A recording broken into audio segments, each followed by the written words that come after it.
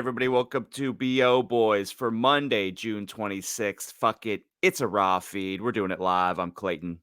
Yeah, I'm Pat. And Clayton, let's start off the show by welcoming all of our new listeners after our blockbuster last episode. We had Kirk Minahan on, the podcast Jesus from Barstool. So welcome to all the Minifans. Welcome to all the Stoolies. Welcome to being brand new wanna BO boys, wanna BO girls, wanna BO people. People. Welcome. And you picked a good weekend to start being a devoted follower of the BO Boys because, wow, what a weekend at the box office. Jennifer Lawrence tested whether she is still a movie star, whether comedy is still viable, and Elementals with a possibly a surprise comeback story that we get to talk about. The Stoolies love talking Elemental. about it. Elemental. Well, you know what? There was a lot of Elementals who came to the movie theaters this week to see Elemental. So, what did you get into? Give us a plow of our top 5 for the weekend of Friday, June 23rd. Number 1. Again, Spider-Man Across the Spider-Verse returns to number 1. $19.3 million, down only 29%. It is currently standing at $317 million in its fourth weekend. Number 2, Elemental, made $18.4 million, down 38%. It is now at $65.5 million in its second frame. Number 3, The Flash, made $15.2 million, down 72%. It actually added 22 theaters. I don't know if those where those theaters were. $87.6 million in its second weekend is its total. Number 4, A Newbie, No Hard Feelings, Jennifer Lawrence comedy, made $15.1 million in its first frame. And number 5, Transformers, Rise of the Beasts, made $11.6 million, down 44%. It lost 157 theaters. It's at $122.9 million in its third frame. And I think we go to 6 here Gotta. because we've got a wide expansion of Wes Anderson's Asteroid City, which made $9 million. That's an increase of 955%. An addition of 1,669 theaters. And it's at $10.2 million in 2 weekends, and that first weekend being a limited release. So fascinating top 5, top 6, top 10. There are so many things that we need to go into here. I mean, let's start though with the drop of The Flash. The second weekend of The Flash dropped 72%. So it happened. This basically did the Morbius second weekend drop. I mean, this is one of the not just biggest box office disasters of the year, not just one of the biggest box office disasters for the superhero genre. The Flash is officially one of the biggest box office disasters of all time. I mean, is there any pushback on that? Is this one of the biggest box office disasters that we have ever seen? Yes. Yes. Wow. Absolutely. I mean, because there's so many factors that added into it. When you think about something like Morbius was a delayed movie. It felt stale when it came out because it was delayed by COVID and all these things. And Jared Leto's not a star and it looked kind of cheesy and all these things. But The Flash had a pedigree of, Batman 89. Mm-hmm. It was a big budget, huge budget, cornerstone DCEU movie that, I mean, it opened to 55. Like, that's insane. Yeah. Even Black Adam, which is a failure. Let's just get this straight. Which The I said for Flashes- weeks and weeks on the show. For Yes. the new listeners, weeks and weeks when Black Adam came out, I was saying that was a I don't failure. have time to deal with that bullshit right now because But weeks and the weeks. focus of this is that now people are trying to say Black Adam is a success to the point where even Anthony Diaz for Dwayne The Rock Johnson, D'Alessandro, wrote in his Saturday PM column, Yeah. Anthony, we hope you're okay. There's been no Sunday column and it's Monday, so we do hope you're okay. We Yeah, want you to know that. it's Monday morning, and as of now, we have not heard from Anthony D. D'Alessandro at Deadline in 2 days, and it is a little frightening. So Yeah. So, but with that, it is in print, it is in ink that he's saying, well, makes you wonder why there wasn't a Black Adam too. Okay, yikes. here's the thing.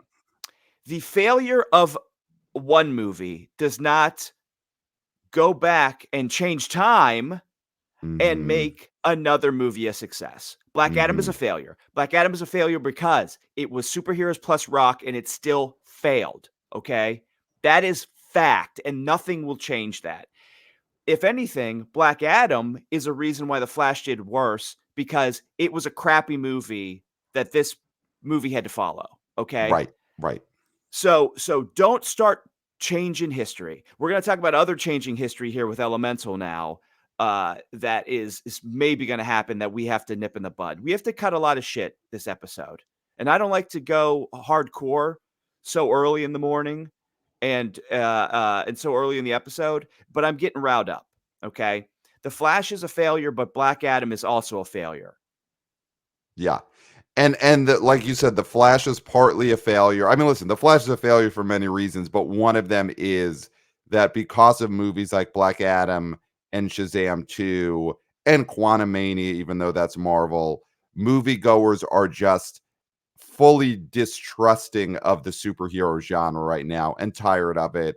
And so when the Flash comes out, people have that sense memory of like, well, Black Adam really fucked me 6 months Mm-hmm. ago, and I don't want to get fucked again by the Yeah. Flash. And so that is partly Dwayne the Rock Johnson's fault. I mean, the Flash though dropping 72%, Morbius dropped 74%. So they are in the same realm of just historic drops. And the Flash, this taints so many and hurts, I would say, so many people and so many properties at this point. I mean, I think it puts DC films in such a low place that the way Black Adam being terrible affected the opening of The Flash, this absolutely will hurt Aquaman when that Mm-hmm. opens in December.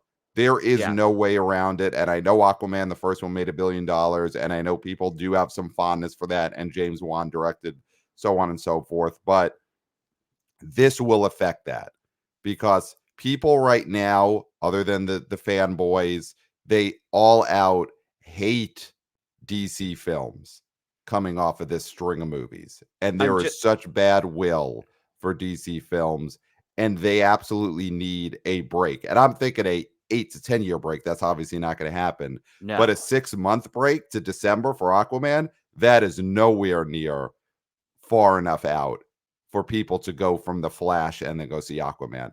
Aquaman, I mean, and we're not even counting Blue Beetle in August, which will be A a total full-on failure. blip. Yeah, total failure.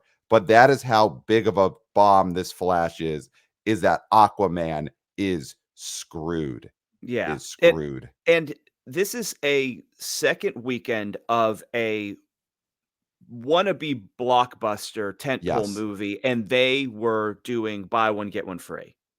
Yes. They were That's out there, selling people. tickets, buy one, get one free in the second weekend of a $200 million budgeted movie. Yeah. A Yeah. a a swing that Warner Brothers took and was expecting, you know, hey, this thing could make $500 million. Now, this is before all of the bullshit. I mean, they were thinking this thing could make probably 800 or something in the pre Ezra Miller issues and the pre all these superhero movies start to underperform. Like that's the thing. It's like, I mean, we had Jeff Bach on here, and Jeff Bach was going nuts about this movie and saying it was going to be huge. We rode that hype, and we're not blaming Jeff Bach. We're adults. We're No. adult men. We make our own decisions. But the He hype came in was over there. hype. He came in Yeah, over hype. Yeah. the hype was Yeah. He there, was and coming in this, straight from CinemaCon, which in retrospect, I'll tell you what, I don't think anyone should go to CinemaCon next year, no, or at least no one should come from CinemaCon and then make predictions for at least 2 months because yes, the hype that you get coming out of CinemaCon must be overwhelming. It must be you have just to. too much. And Jeff Bach goes there, and again, great man, great box office analyst, Exhibit Yes. Relations Co., legendary Twitter account. But who knows what they're shooting you with? I'm not saying he was drugged, but he may have been drugged, and they may be shooting some hype into the food, the finger foods that they serve you at CinemaCon. Something's going on there. When you come out that hype for The Flash, that you're predicting is the biggest movie this summer, that is a situation where I do think there's illicit drugging going on of the people who attend CinemaCon. Well, when you go to Vegas and you go to Right. the casinos, they pump in pure oxygen, Right. okay? Right. And you're all aware and you feel great and all that. You'll drink and you'll bet and you'll gamble and do all those things. There's something similar that they do at Comic-Con, I mean, CinemaCon. I don't Yeah. know if it's pure oxygen. I don't know if it's pure hype. I don't know what they're pumping into those rooms. Yeah, they're But pumping pure yes, hype into the vents. They're pumping you pure hype into the vents, and then you come out thinking that The Flash is gonna open to over 100,000,000. and you need to, after you go there, you need to not tweet for Yeah. at least 2 months. Yeah. Or Yeah. don't go, or don't go. Or don't go, because it's tough to not tweet for 2 months if you're Jeff Bach of Exhibit Relations Co. or other people in the industry. Mhm. Tweets are money in some cases. But you mentioned somehow this weekend, in its second weekend, Warner Brothers was doing 2 for 1 ticket deals for The Flash. And that is mind-boggling. This is a Mhm. movie that has Michael Keaton as Batman. Batman 89 is in this movie. When Batman 89 came out, there were no 2 for 1 tickets. It was the opposite. People were scalping tickets to Mhm. go see Batman 89. I grew up on the hardscrabble streets of Brooklyn, Mhm. and I remember people scalping tickets outside of the Marlboro Theater in Bensonhurst, Brooklyn, because that is how hard the tickets for Batman 89 were to come by. Scalpers were out there marking up the prices on these tickets, and people had to pay him, or you beat the scalper up and you took his tickets Yeah, because yeah. his fault for just waving Batman 89 tickets around in the neighborhood. Yeah. But there were no 2 for 1s. The Flash having to do 2 for 1s in its second weekend is a disaster. Is a disaster. And it's still over the weekend, it looked like this drop was gonna be bigger and that No Hard Feelings was gonna beat it, and guess what? We're doing this early on Monday, Yeah. and The there will numbers be could still final change. Monday numbers, and 5.1 point versus 5.2. 15.1 versus I'm 15.2. sorry, Yeah. 15.1 versus 15.2. I mean, No Hard Feelings could overtake this movie. Yeah. Yeah. I mean, do we want to talk No Hard Feelings? Is there anything else we need to say about this Flash situation? It's an all-time bomb. I mean, people are gonna have to lose their heads over it, possibly. Usually you say they lose their jobs. I mean, this is such a bomb. Maybe someone does have to lose their head over it. I mean, David Zaslav, the head of Warner's, is going to survive this because he's the person at the top.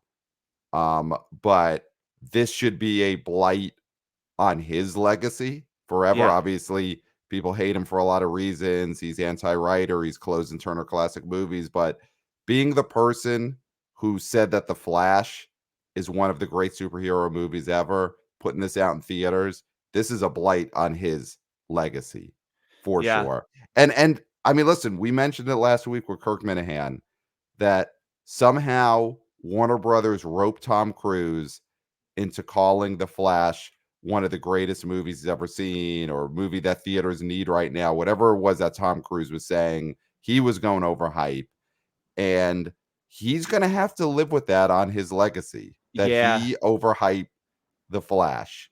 It And could be the worst thing he's ever said or done. yes, yes, yes, yes, And I like Tom Cruise, but I do think this is the worst thing he's ever said or done. yes, saying that The Flash is one of the all-time greats. I don't know if he's able to I don't know if he's able to live that down. I don't Yeah. know if he's able to live that down, and we just hope it does not affect the opening of Dead Reckoning Part 1. Because when he's out Yeah. there in the circuit hyping that movie, there's going to be that little voice in the back of people's heads that said, this is the guy who said that The Flash was great. This is the Yeah. guy who said that The Flash was the best superhero movie of all time. And it's going to be like, are you going to be listening to him talk about how he did the motorcycle stunt 80 times and how he, does all his own stunts and how this is what you're not going to be able to hear those words because you're just going to remember Tom Cruise said The Flash was great. And how do I Yeah. trust this man ever again? And at this point, you can't publicly apologize because then it just brings the memory back. You just Right, got to think people are going to forget. right, right, But right. the thing with the Flash that the last word on this, and it's not going to be the last word because this thing is going to continue to plummet. But again, I just want to make sure everybody knows if you're reading these articles that are saying that Black Adam is a success now, I want you to know that sinking ships do not raise boats. Okay. Mm, It does not mhm. mean so the Flash is an all-timer when it comes to bombs. I mean, Green Lantern was a bomb and it only dropped 66%. All right. This thing Right. dropped 72%. So do not think that the failure of Flash is a success for other movies. And I think before we go into No Hard Feelings, we got to mention Elemental here All right, well, let's get because, into it. Sure. yeah, Let's do it. because that Because is I feel like you're gonna another. cut. I feel like you're gonna try and cut the shit here, and I might put that shit right back together. So Oh, let's see. if you Let's even see. try to say this thing is All a right, well, let's success, let's lay it out. So Elemental in its second weekend made $18.4 million, and it only dropped stop it. 38%. Fantastic hold for Stop it. Pixar's Elemental. And you know what? The death rattle for Pixar may have been sounded a little too early because Okay. this is a fantastic hold, and it shows that you know what? We've said it on the show for all of our new listeners. One of the great mottos of the show is that the rats need their cheese, which means that the kids need their kids movies.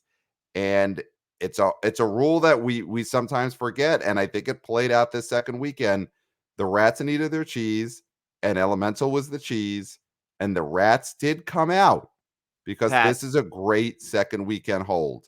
So I see Clayton is clenching his fist, clenching his jaw, his nose is clenched, his forehead is clenched, his butt. I don't see it luckily on this StreamYard call, but I'm sure It's his butt clenched. is clenched. It's clenched. Clayton is clenched. Clayton, do you want to unclench and give me your thoughts on this fantastic second weekend hold for Pixar's Elemental? Here's what I'm going to say up Hmm. front. Okay. Hmm. I don't want to be known as the I hate Pixar guy. I don't want to be known as the guy who's always saying Pixar's dead. Pixar's dead. Okay. Well, that is It, how Puck in the it, Town's Matt Bellany does know you. When he was on this yes. show, you said that Pixar is creatively bankrupt, and he pushed back big time on your own show. So that is how he knows you. Okay. Creatively bankrupt is a different conversation than the one we're having right now. Okay. Right. But here's the thing I take no pleasure in this. And believe me, I take no pleasure in saying movies are bombs or talking about bomb movies. I'm not gleeful about the Flash failing. I'm not gleeful about Elemental being a disaster. Okay. That does not give me joy. All right. Or a long-term success story. We're going to find out. But what I will say here is 38% drop from 29 is still terrible. The way this movie is a success is if it would have dropped 7% No, or that's setting a 8%. bar No, that something that's impossible. Then stop you're it. talking Stop it. about If my Big people Fat wanted Greek to see wedding this level. movie, dude, if people wanted You're to see talking this my Big Fat movie, Greek wedding. You're talking my Big Fat Greek wedding. that's what I'm saying. If this movie is going to be deemed a success, it would have to drop in the single digits coming up and That just can't increase in the next that weekend. That dude, that the just can't movie, happen for a movie that's open in 4,000 theaters. That just can't happen. well, This guess what? 37% drop Then it's a is fantastic. failure. It's a It's failure. it's a fantastic hold. It look. Can I just throw some numbers at you, 38 isn't Clayton? a fantastic hold Clayton, can I for a throw some movie that numbers at you? opened. Can I throw Yeah, some you're numbers at gonna you? throw Some some some numbers recent at some me. recent Pixar bombs, which we all agree are bombs. Second weekend drop of The Good Dinosaur, 61% in 2015. That is a horrible drop, a movie that people didn't want to see. 61% drop. Lightyear, a year ago this time, opened to 50 million. Its second weekend drop was 64%. That is a bomb. That is a movie people didn't want to see. It opened to Onward, 50. It didn't open to onward, 29. onward. A movie that only opened to 39 million. And that movie, its second weekend drop, Clayton. This is a bomb. This is a movie people didn't want to see. Onward's second weekend drop was 73%. That is a movie that Well, people did what not was the want to see. weekend that dropped? It was a Okay, COVID weekend. it was March 13th, 2020. So sure, there were other Yeah, factors at dude. play. Other factors at play, possibly. I mean, listen, I forget the specifics of what was happening March 13th, 2020, but Yeah. 73% drop.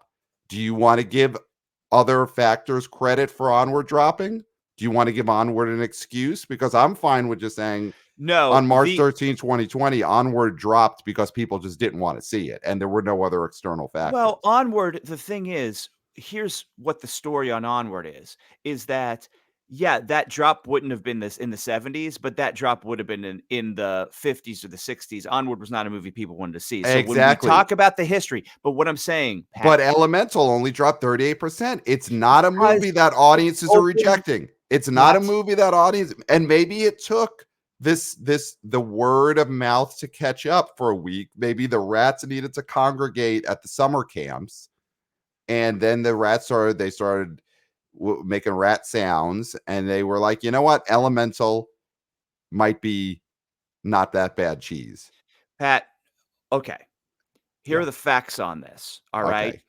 A I just gave you 38% numbers, but a sure. 38% drop on a movie that opened the lowest ever for a Pixar movie. And we're saying it even though Toy Story opened a little bit lower, that was 1995. And if we don't do inflation, Huh. but Yeah. come on, huh? Yeah. We gotta do inflation for that. Okay. This is the lowest opening Pixar movie ever. Sure. Sure. Opened at 29. Okay. And then it drops almost 40%. That is 38%. that is still terrible. And yes, the rats need their cheese. But are the rats going to this movie thinking this is premium cheese? Is this No, of brie? No, course. this It's not is Super craft. Mario. They know that. The rats know Hold it's on. not Super Mario. This is craft singles. This Mhm. is this is moldy craft singles. And these kids are dragging their rat tails, their asses to this movie and being like, okay, water guy, flame girl, I guess. Right. I guess. And this movie is now being touted. I mean, you saw in not to hit him again, Anthony D for Disney D'Alessandro was Yeah. writing about all these drops And for like and Finding we pray Dory, that and you're okay, Anthony. We pray you're we okay. We pray haven't that heard you're from you okay. since from Saturday. Yeah. We pray that you're okay. Yeah. But he's showing all these drops for these huge Pixar movies that opened over 100, okay, or in the 80s or in the 90s, and comping them to this drop.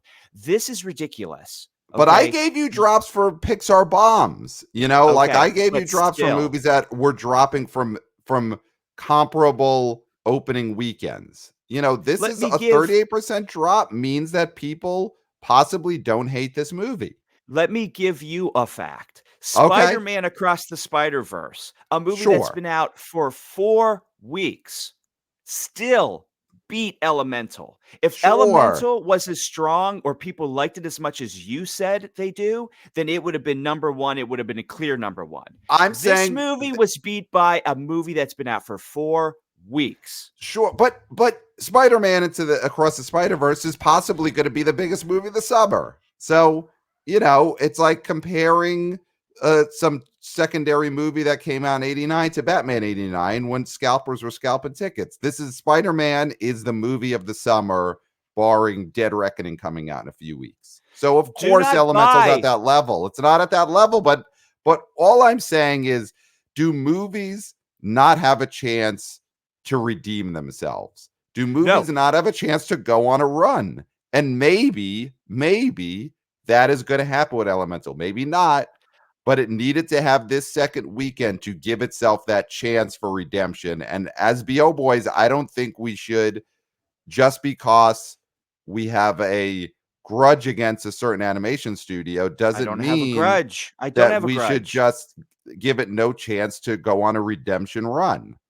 you're misinterpreting passion for honesty with personal animosity. That is not what is happening here. What is happening here is I am seeing facts one way and other people are skewing them another way. Here's what I will give you. Okay. This conversation is not over. I will tell No, you, and I Elementals is will going on a say, redemption run. is that is definitely possible. But do I Okay. believe this is definitive fact and definitive proof that this movie is not a failure? No. Okay, listen, this, like you said, this could go on a run where it starts dropping only in the like 15% or Yep. 6% or 9% because there's nothing else for the rats. The rats need their cheese, and there's nothing else for the rats right now other than Spider-Man, which they've seen. And that's for a little bit older kids. Elemental, is, I mean, ostensibly it's supposed to be for little kids, but it's a Pixar movie, so it's for middle-aged men. Okay. Right.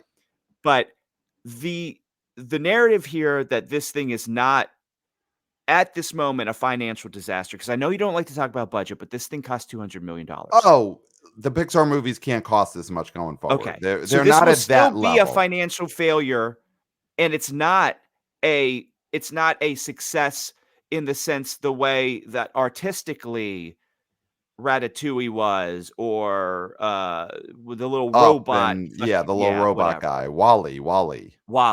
Yeah, We speak your name, Wally. yeah. This is still a bad place for Pixar to be, and the fact that this little glimmer of hope is making people think that, "Oh my god, maybe it's not a complete and total travesty," is sad to me because it's just middle-aged men still clinging on to the fact that Pixar is relevant, and it's not.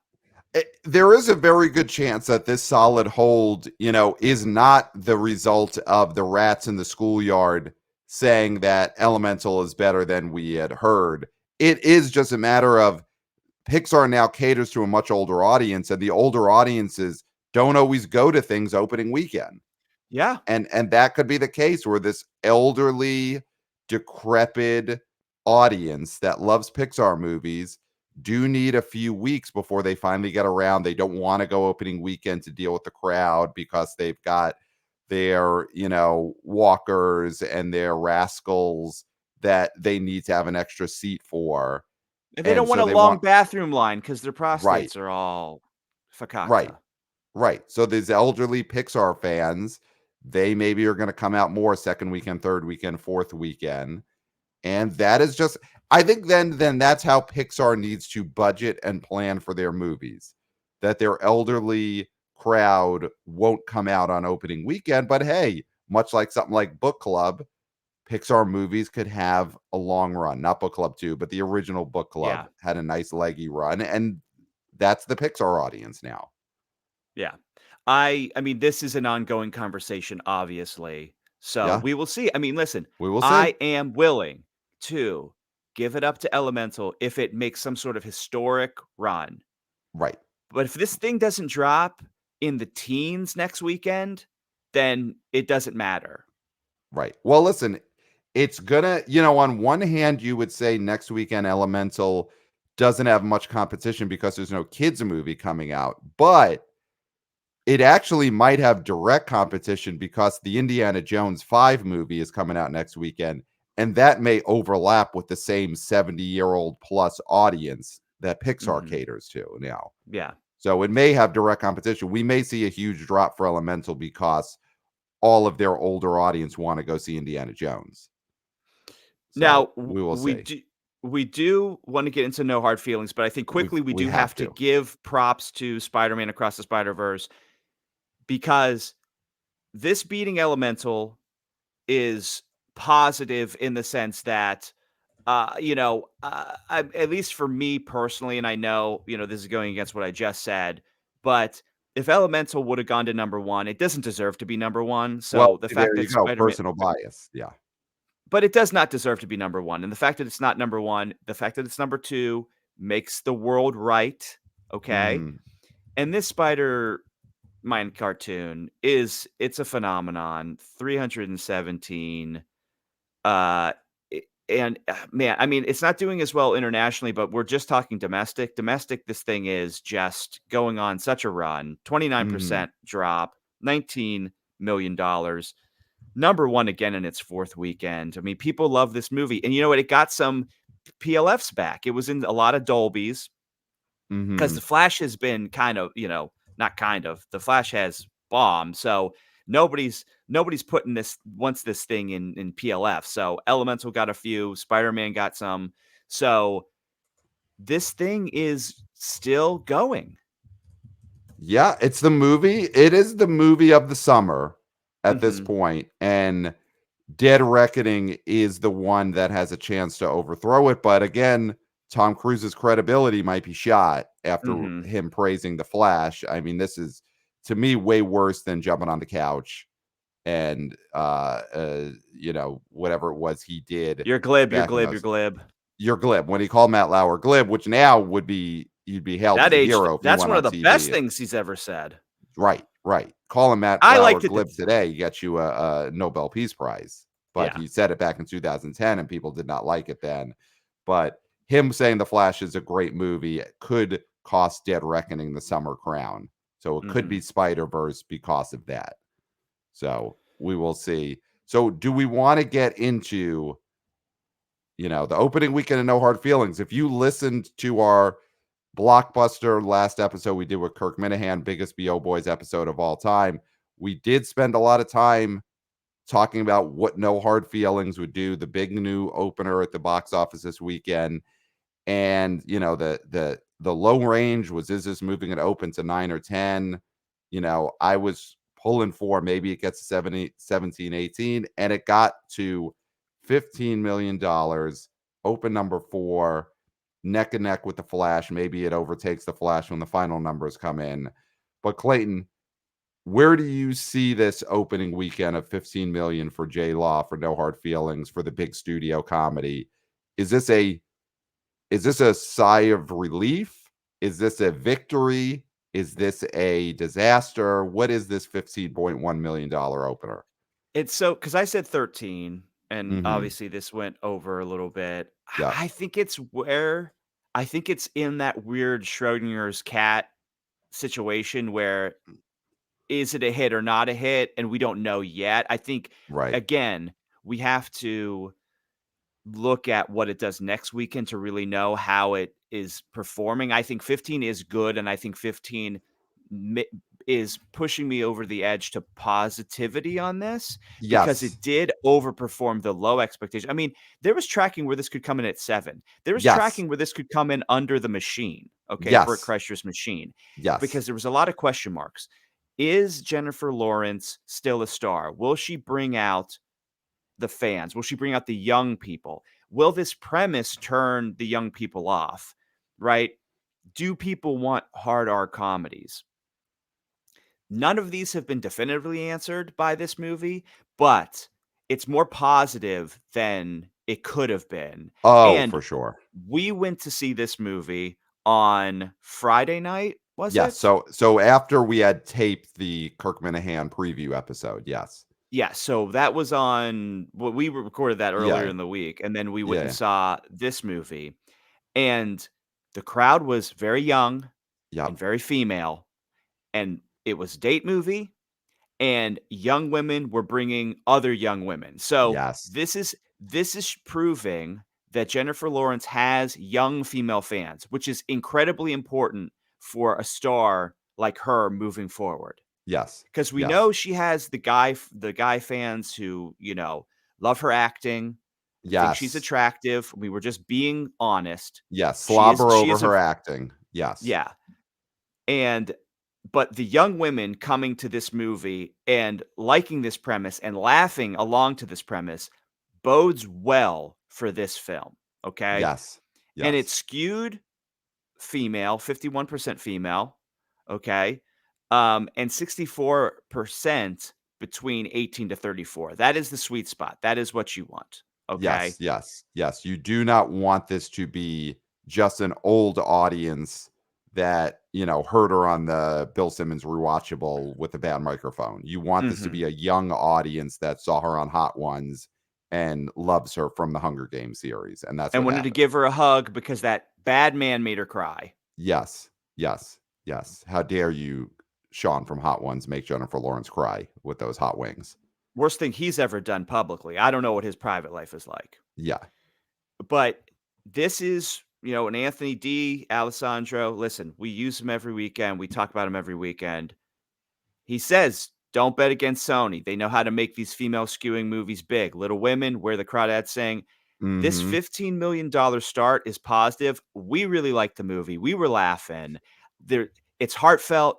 The young man who is a nobody. We know he's a nobody. He's a But nobody, this but maybe someday he'll be somebody. He's not now, he's a but nobody that could be a somebody because he was excellent in this movie. If you don't like movies with dorky performances, you know what? He does a great job of balancing that. I'm not a fan of these movies with these dorks in them, but right. I think he does an excellent job.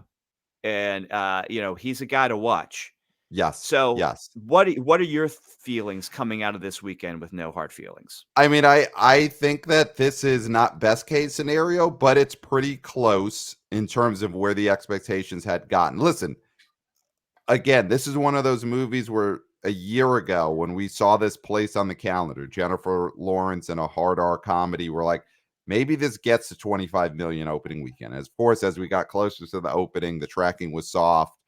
And this could have been a rough night situation. You Mhm. know, we're going to talk about ScarJo in a bit. So for the Stoolies and the Minifans out there, we'll be talking Babes of the Week, but we'll be Mhm. talking ScarJo with Asteroid City. But in 2017, ScarJo led the cast of a hard R summer comedy, Rough Night, and that opened to $8 million. So Yeah. even back then, way pre-COVID, we were seeing a world in which a big studio hard R comedy with a star like ScarJo could open as low as 8 million. And that could have happened to No Hard Feelings. That Yeah. absolutely could have happened, and it didn't. It opened to almost double that, 15 million. So it's in a situation, it's in a spot where it still has a chance to succeed. Now the multiplier has to be very good. Yeah. I mean, I do think the the place you want to see No Hard Feelings end up at the end of the summer is having cleared 55 or 60 million dollars, which Yeah. would mean it's going to have almost a 4 times multiplier, 4 times multiplier to get to 60 million. And I do think now, having seen the movie, that's possible because we liked it and we're not critics, huh? Huh? But we go out there and we get our boots on the ground and we put our finger to the wind and we listen to what the people are saying. And the people were laughing in this theater.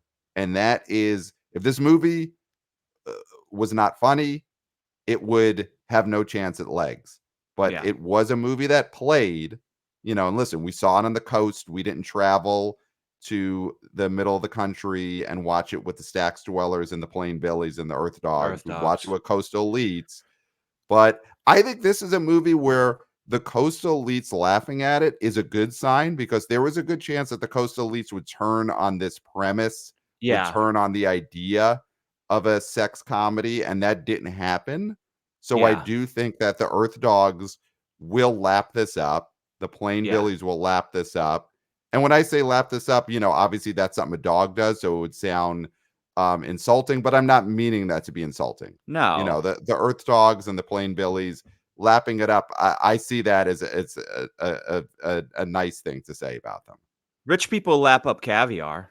Exactly, exactly. And I do think that the middle of the country will lap up this sex comedy. I thought it played really well. So 15.1 million. I mean, I brought up some comparisons of recent comedies that I think I would say were successes. So Blockers in 2018, that got That's so not domestically. recent. It's Well, sad that how unrecent that is. I mean, I do think, because of the COVID break, obviously there's some years that almost don't exist in the box office. So I Yeah. think you could go back to 2018 to find comedy comparables. And Blockers opened in April 2018. That opened to 20.5 million and Yeah. got to 60. So that is a much higher not much higher, but a higher opening weekend. Game Night, that opened in February 2018 to I would say a similar opening weekend, open to 17. That movie got to 68 million domestic. So that was Yeah, a beloved hit movie it as far as famously had modern comedy. legs. That's Yeah. a famously leggy movie. Yeah. And of course, listen, I mean, I just wanted to bring it up because we talked about it so much last week with Kirk Minahan. July 17, 1998. There's something about Mary opens to 13.7. That movie closed in March of the following year at 176 million domestic. That's obviously not going to happen this time. Something about Mary is one of the most historic box office runs of all time, Yeah, but just wanted to say its numbers out there. yeah. So there is a world in which I think this is a liked movie and there's not a direct competitor coming out right away. I mean, obviously, there's the Joyride comedy coming out in July. There's Strays, which I think we got to talk about for a second. That comes out in August, and that's going to be possibly a monster, as predicted by Kirk Minahan last week. But No Hard Feelings is going to have a chance to play through the summer, and I think it has a shot at getting to 55 or 60, which you would have hoped this was $100 million hit, obviously, and that would show that it's time to just mass produce these big studio comedies. That's not the situation, but it could get to 60 off of this opening weekend. Yeah, I mean, I think the important thing with this film is that it's funny, Yes. it is heartfelt, Yeah. which is an element that gets discounted when people talk about those Farrelly Brother hits. You Hmm. know, they were gross out, they were funny, they were, piss your Bawdy. pants body, right? Yeah. They were bawdy. But We'll say there it. was there was heart to them, okay? Yes. And Yes. that's what was missing in a movie like Rough Night, okay? Rough Yes. Night had no Yes. heart, it's soulless, it's empty, Yeah. all right? Yeah. It's Where do we dump this cynical, body? Where do we it's dump? People don't cynical. want a where do we dump this body comedy. Very They bad don't want a very things. bad Look, they things. don't want a very bad things, a very bad thing No. situation, No. okay? And No Hard Feelings is not that. It's not about Jennifer Lawrence having sex with this teenager to death and then having to dump the body. That movie does not do that well. That doesn't open to $15.1 million. Her And we had sexing this a kid to death and then having to bury him. yeah, yeah. We had And a it's a comedy. conversation we had a conversation about this that, and it's proven in these numbers. Women like Jennifer Lawrence. They Yeah. respond to her positively. And I don't know if they do that with ScarJo or Anne Hathaway or people like that. I think Jennifer Lawrence is one of those rare actors that women can look at and be like, yeah, you're cool. You're cool. I And want to play video games with you. And I yeah, normally don't want to and play video games, but I want to play Rock Band with you, JLaw. yeah, yeah. And you're super pretty, but you're also really cool. And I buy you Yeah. as somebody who needs a car desperately. Where if you try to put Anne Hathaway in this, and no shade on her, No. or ScarJo, no one's believing ScarJo can't buy a car. Right. No one's Right. believing Anne Hathaway can't buy a car. Right. But I'm Right. believing Jennifer Lawrence can't buy a car. Yes. And Yes. that's It's the true. difference. It's And I think true. women responded so positively to this movie. They were awing in the parts that you're supposed to awe, and they were Yeah. laughing in the parts where you're supposed to laugh. And so I do think that that bodes well for this film. Here's something I want to ask you because when we had Kirk Minahan on last week, one of the things we talked about for this movie was would it have this talked about set piece that would drive business, not just in the opening weekend, but throughout the summer, throughout the run? I mean, famously, something about Mary, it has the hair gel scene, which, Mhm. if you remember the commercials for that, they play it perfectly where they don't show you exactly how her hair got that way, but they tease you. You're going to want to find out how her hair gets Yeah. this way. And they do the shot of Ben Stiller seeing her hair and then sort of coughing and almost swallowing something. They really tease. You got to see this hair gel scene. You got to see this dog biting everyone scene. Well, the You got Franks to and see Franks and Beans. Beans. You got to see Yeah. Franks and Beans. And we asked, would No Hard Feelings have a similar set piece? And now we've seen this film, and obviously we're not going to spoil anything, but I do think that there is a set piece in this movie. There's a few, but I'm thinking of one in particular that's going to get people talking. It's going to get guys talking. If I could spoil this right now, the stoolies out there, they would love this set piece. That's all I'll say. And I think the stoolies who saw this movie, they're going to be going around the OTB or wherever the stoolies hang out in real life, and they're going to be talking about this set piece. So I do think No Hard Feelings has the talked about set piece that can drive business in the weeks to come. Do you agree on that? It's so hard to And I'm talking about the beach, compare. and that's all I'll say. The Yeah, yeah, beach. but it's so hard to compare anything to Something About Mary, which is like the No. crown jewel of, Yeah. it's the Citizen Kane of hard R gross out films. Yes. And I Yes. wouldn't necessarily even call this a gross out film because there's not much super gross in it, to be honest No. with you. No. And the set But piece is not gross. Well, I'll no. say that. It is I not I gross, mean, I think it will but be it's talked memorable. about. Is it an all-time comic set piece? No. And not in my opinion, but I'm not a critic. Huh? Huh? I do think that could be a talking point. It's just so hard. I mean, it's just so hard to compare anything to those high No. watermarks of comedy. But any comedy, you want to have that thing. It's like special effects used to be in these superhero movies. People like you gotta see when the You'll believe Iron a man Man can goes to fly. space. Right. You'll believe a Right. man can fly. Right. Superman famously became one of the biggest movies of the year because hey, we're not using strings to make this guy fly across the screen. And that's all Mhm. it took back in 78 or whenever that came out. But I do think No Hard Feelings has a few moments like that people are going to say, you know what? Buy the ticket, see it for yourself.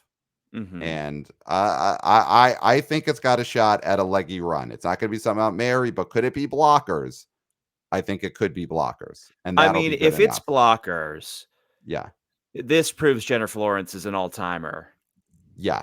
I, because I she's think the taken a moribund, mm-hmm, like, genre and right, reinvigorating it. I don't wanna get ahead of myself, obviously, like the way people are getting ahead of themselves with Elemental. right. I don't wanna get ahead What a of great hold. myself, Sure. but it's because Flash bombed. Um, I think that there's a possibility here, and that would just cement her as somebody who is, like, undeniably a star. She already Yeah. kind of is, but Oh, will she she be able is. to shine as bright as she did previous? That's the thing. Will she be able to add on to her already illustrious box office career and start having hits in a genre that it's hard to have hits in?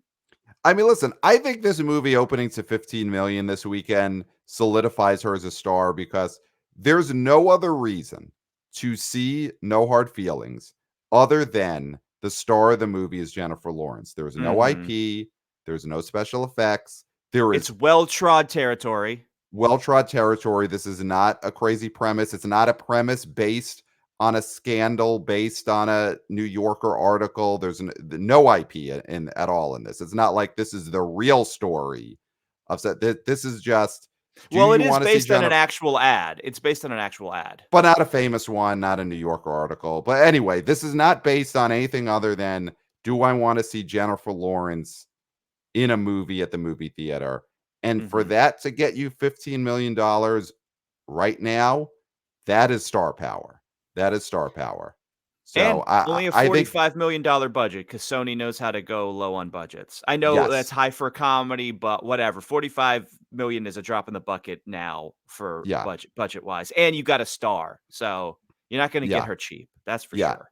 Now we said her name in relation to Jennifer Lawrence and how Rough Night bombed, but I think we got to talk Scarlett Johansson right now because Is she the the number star of 6. Asteroid City? You're acting as if she's the star of Asteroid City. The star of Well, I Asteroid do. City is Wes Anderson. He is the Oh, well, star. may I speak? May I finish? May I finish? I don't know, can you? May I finish? So Alright. Scarlett Johansson, I think, does get some credit for. I mean, let's say off the top, Asteroid City did fantastic in this expansion. It is the biggest weekend that Wes Anderson has ever had, any weekend of any of his movies. So obviously, this didn't do end game numbers, huh?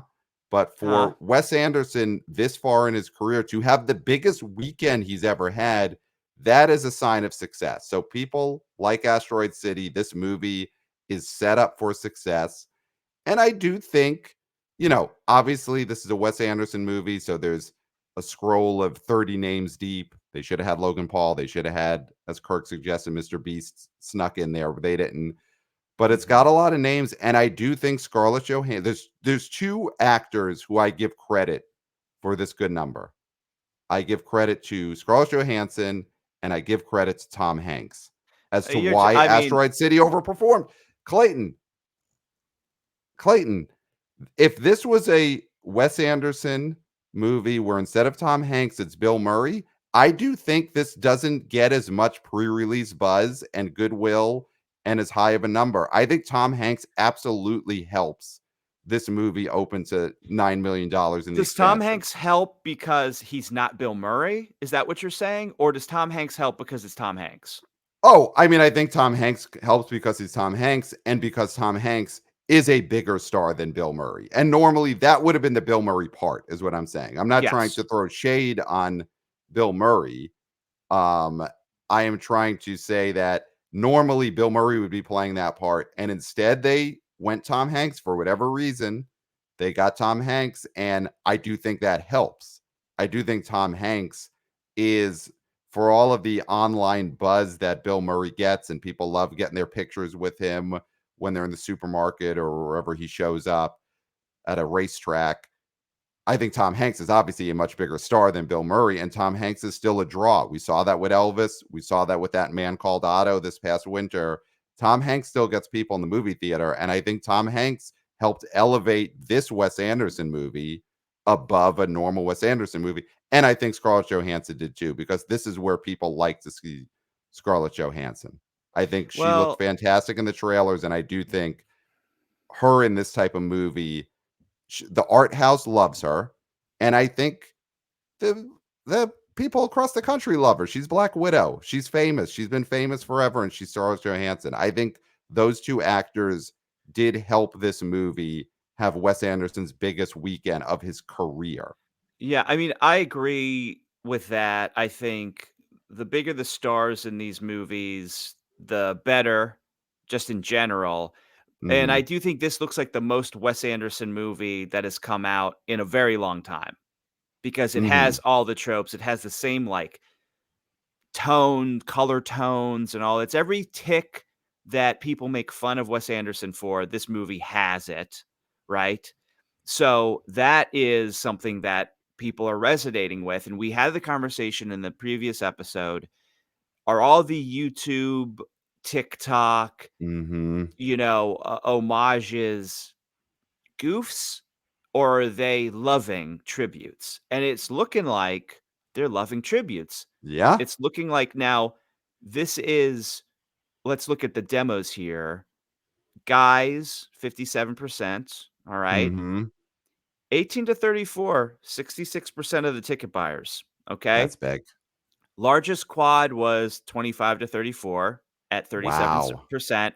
But 66% in that Prime demo, that's great. I mean, this isn't the oldsters that are going to the Pixar movies. This isn't the washed up, Mhm. navel-gazing people who go to see Yeah. Pixar movies.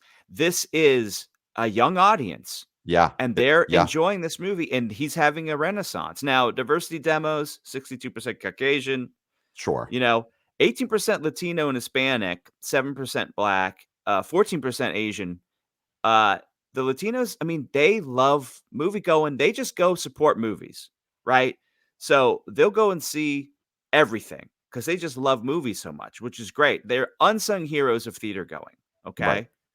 Right. And Right. so And the 62% Caucasian for a Wes Anderson it movie makes is to be sense. expected. It is what it is. And the 7% black, it's like, that's I mean, it'd be great if that was bigger, but I don't know what Wes Anderson is going to do at this point in his career Yeah, I don't to know if Wes to Anderson's doing much outreach to that yeah. audience right now. Yeah, I mean, I And it's just not and, gonna and I think happen. yeah, it's not going to happen. It's not going to happen. Yeah, But you know what? The age thing is huge. The that's fact that it huge. is such a young audience, that is huge, and it shows that the TikTok trend is reflective of that age group just being into him and being into his Yeah. aesthetic and maybe having caught up to him at home over the last few years. Yeah, I mean, there could have been a lot of Rushmore, Bottle Rocket, Royal Tenenbaums watching Right. going on. And listen, this is a generation of kids that were raised on Fantastic Mr. Fox. Right. Like, think Right. about that. That is a kids movie that was well liked, and it's a movie they probably watched a lot when they were children, and they were like, "Wait, this guy makes grown-up movies?" Right. Right. And that's the guy who I made the video making fun of. Like, I think there's people who make the Wes Anderson homage parody video and then find out later that he's a real person, and then find out that that real person who they made a TikTok video about has a movie coming out this weekend Mhm. with Tom Hanks, who they like because he reminds them of their dad, and they are someone who likes their dad. So it's a very specific audience goer, but there's a lot of everyone. And I think that audience goer helped make this a great opening weekend, a great expansion weekend. So, I know Mendelsohn was tweeting about this over the weekend. You sent me a lot of Mendelsohn tweets, Yeah. and he's thinking this thing could go, he's saying 30 is like a slam dunk here, Yeah. and he thinks this could go 50-60. What is your take on this? I mean, I know you're in the bag for Wes. Oh, he's my guy. I was there opening weekend in a Brooklyn audience, and that's modern Brooklyn, not the hardscrabble Brooklyn I grew up in. So Yeah, it yeah, was yeah, a yeah. you know, People weren't getting beat up for Asteroid City tickets. There's enough to go around. no, no, no. So I think that this has a chance.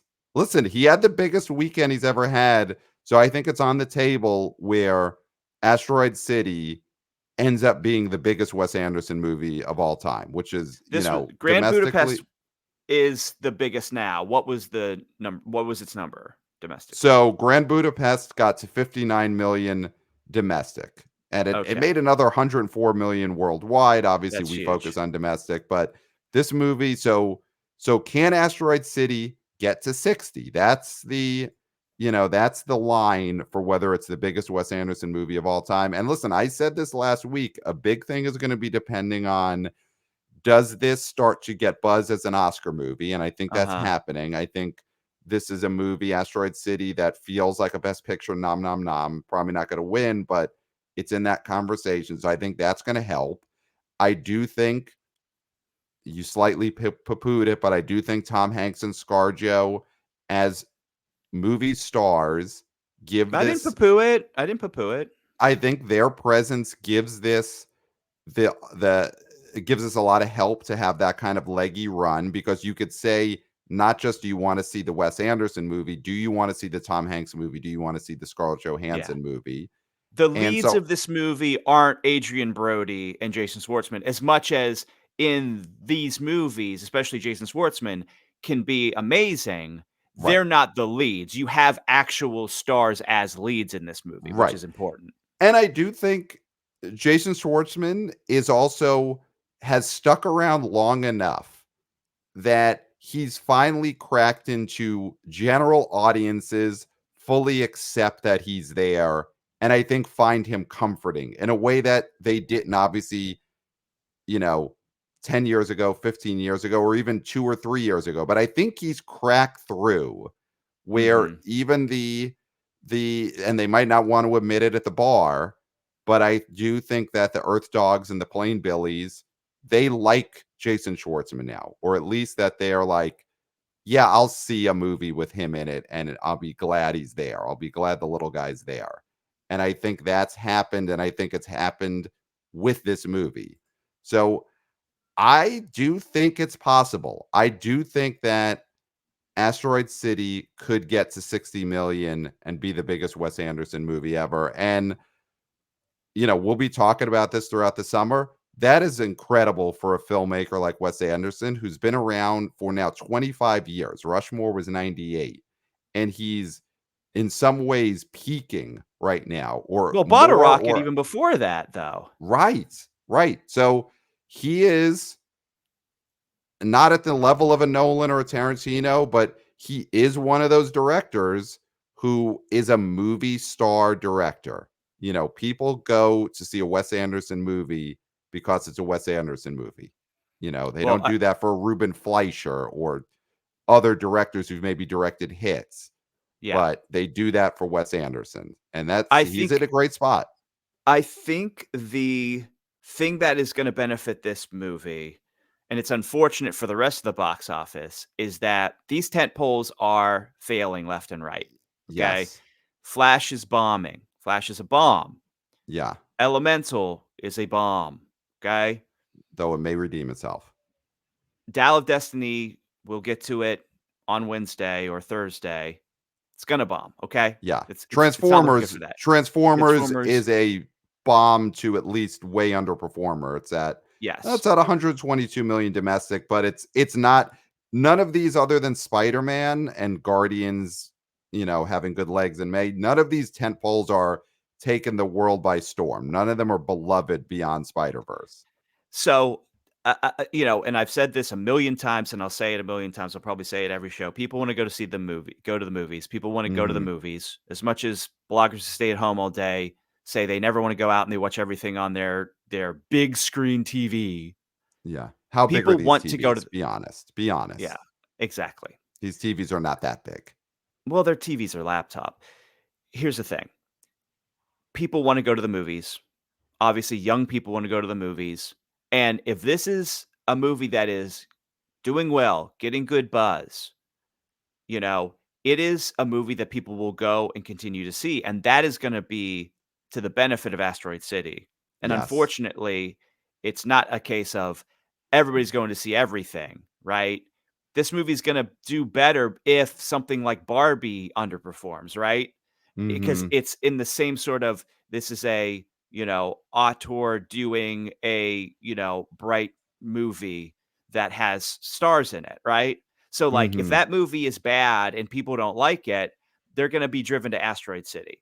And they're also Mhm. gonna be driven away from the tentpoles because all the tentpoles have been really terrible other than, like you said, Guardians, Spidey cartoon.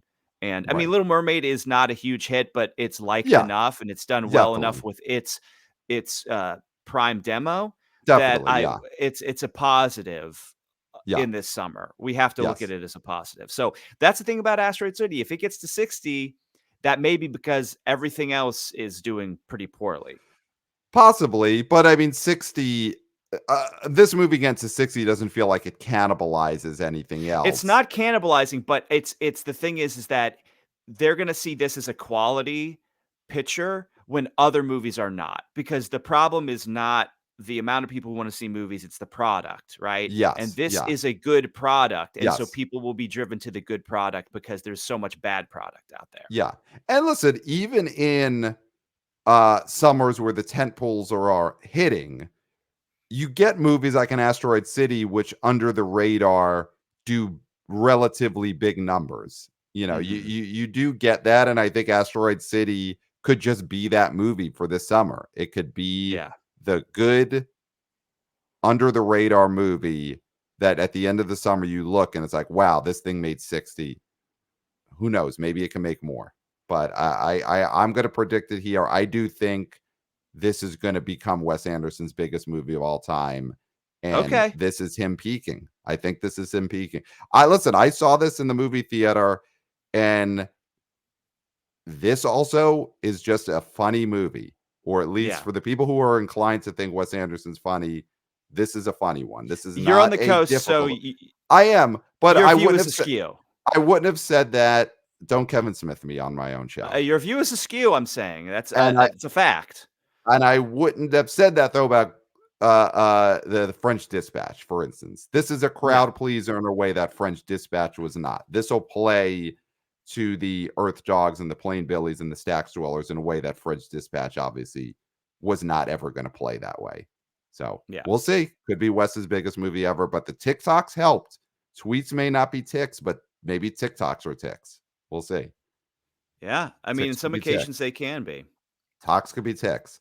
So, I mean, I think that is all we really need to cover for this weekend. Obviously, we'll be back at the end of the week for a weekend preview, and that is going to be Indiana Jones and the Dial of Destiny with our next week's Babe of the Week, Phoebe Waller-Bridge, is Yeah. starring in Dial of Destiny. Very Not mine, exciting. not mine, not mine. Not my But babe. Hashtag not my babe. So, and one just quick shout out, because I did see Scott Mendelson shouted this out. The Boogeyman at $37 million domestic right now, number 10. Good for the Boogeyman. Good job, Boogeyman. It's not great. It's not no black phone No black situation like phone. last summer, but good for Chris Messina. For Chris Messina, it's fantastic. $37 million Yeah. domestic. Chris Messina Yeah. can't ask for much more than that, nor should he. No. Um, No. So I think that that's it, Clayton. Obviously, email us. We love your emails. We've got some new emails I think we'll get to later in the week. Want to thank some of the people who've emailed us. Want to be oh boy Jason sent us a great email about animation. So we'll get to those on our next episode. So send us emails at theboboyspodcast@gmail.com. We love getting your emails, your predictions, your analysis, your boots on the ground reporting.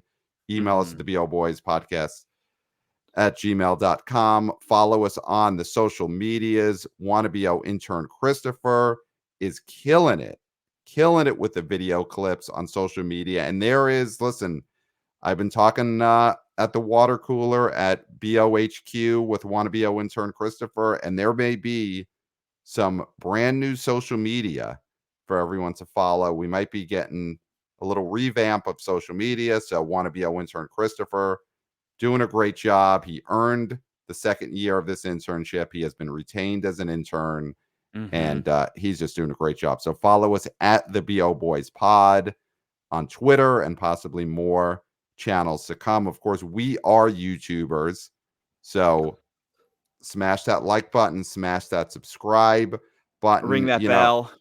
Ring that bell. We, people do forget sometimes the importance of ringing that bell. And on YouTube, you also do have to ring that bell. So keep that in mind. Listen, Kirk Minahan, he's a draw when it comes to podcasts, and he is a draw on YouTube. So, oh yeah, if you haven't already, catch up. If you only listened to the episode last week, you're only getting part of the story. So watch it on YouTube, the BO Boys channel on YouTube. Just give it a search on YouTube, and eventually Podcast eventually it'll Jesus. be served up to you. At Podcast Jesus, he didn't deliver us from evil, right? He didn't deliver us from sin, but he delivered something even better. He delivered us a bump, a That YouTube bump, and a Yeah. podcast bump. Yeah. I mean, he's real. He's real. Yeah. So thank you, and watch us on YouTube, and of course give us 5 stars on Apple Podcasts, which is the only one that matters until Spotify gives us, a giant deal, and then we'll direct you towards there. But until then, give us 5 stars and rate and review on Apple Podcasts. And Clayton, I think that's it. I think we've done it. There can't be anything else. No, there can't be. Except for until next time. We'll smell you at the bar.